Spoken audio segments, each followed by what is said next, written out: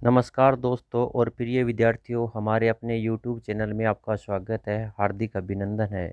जिन्होंने हमारा अपना YouTube चैनल सब्सक्राइब कर लिया है, उनका बहुत बहुत धन्यवाद। और जो हमारे YouTube चैनल पर पहली बार आए हैं, वो हमारे अपने YouTube चैनल को सब्सक्राइब कर लीजिए और बेल आइकन को प्रेस कर लीजिए, ताकि आपको सबसे पहले मिल सके सही व सटीक न्यूज।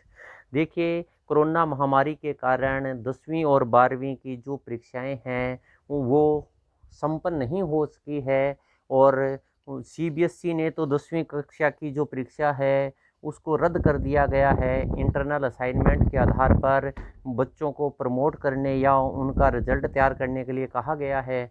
10वीं की परीक्षाओं के बारे में अभी तक कोई निर्णय नहीं लिया गया है।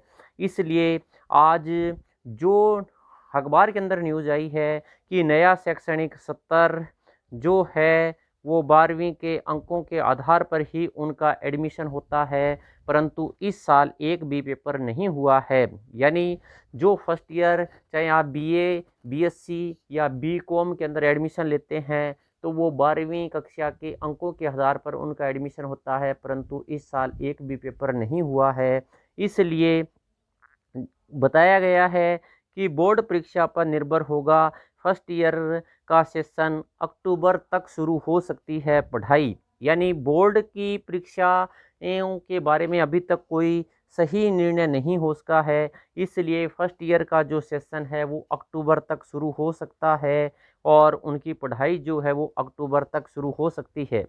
लिखा गया है जयपुर की सीबीएसई और आरबीएसई की 12वीं की परीक्षाओं पर कॉलेजों का फर्स्ट ईयर का सेशन निर्भर है।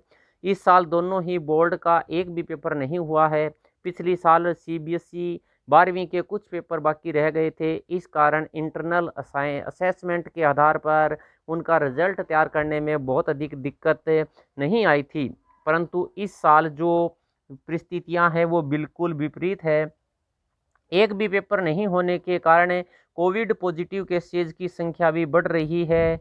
और दोनों ही बोर्ड जून में परीक्षाओं पर निर्णय लेंगे, लेकिन जून में परीक्षाएं जो है वो होती हुई नज़र नहीं आ रही है। जुलाई में परीक्षा होने पर अगस्त में रिजल्ट आएगा।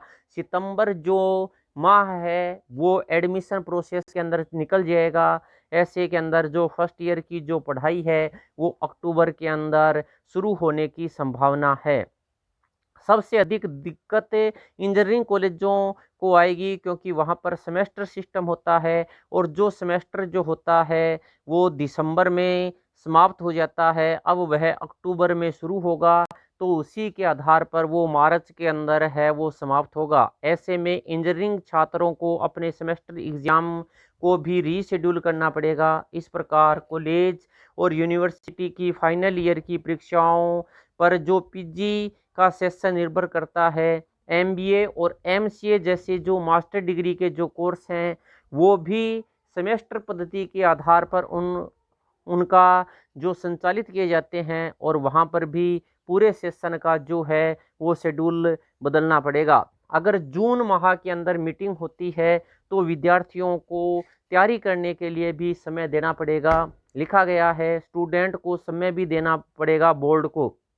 दोनों ही बोर्ड एग्ज़ाम की तैयारियों के लिए छात्रों को कुछ समय भी देना होगा। लॉकडाउन की हालातों को देखते हुए यह कहना मुश्किल है कि बोर्ड ऑफिस कब खुलेंगे। इसके बाद सरकारी प्रक्रिया को अपनाने और अन्य औपचारिकताओं को पूरा करने में भी कम से कम एक माह का समय लग जाएगा। अतः जून महीने के अंदर बोर्ड की परीक्षाएं जो हैं वो आयोजित नहीं की जाएगी।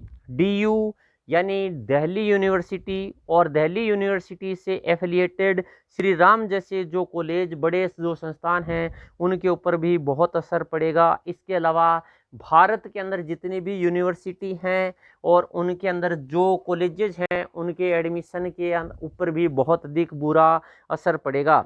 इंटरनल असेसमेंट की मांग कर रहे हैं स्टूडेंट। कोविड की परिस्थितियों को देखते हुए कई पेरेंट्स एसोसिएशन व स्टूडेंट इंटरनल असेसमेंट के आधार पर 12वीं का रिजल्ट जारी करने की मांग उठा रहे हैं।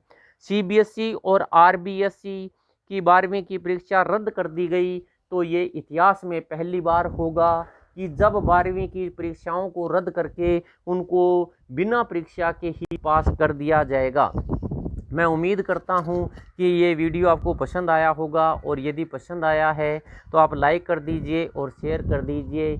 और यदि आपने हमारे अपने YouTube चैनल को सब्सक्राइब नहीं किया है तो सब्सक्राइब कर लीजिए और बेल आइकन को प्रेस कर लीजिए, ताकि आपको सही व सटीक न्यूज़ मिल सके। धन्यवाद दोस्तों और प्रिय विद्यार्थियों, फिर मिलेंगे अगले वीडियो के साथ। तब तक के लिए नमस्कार, जय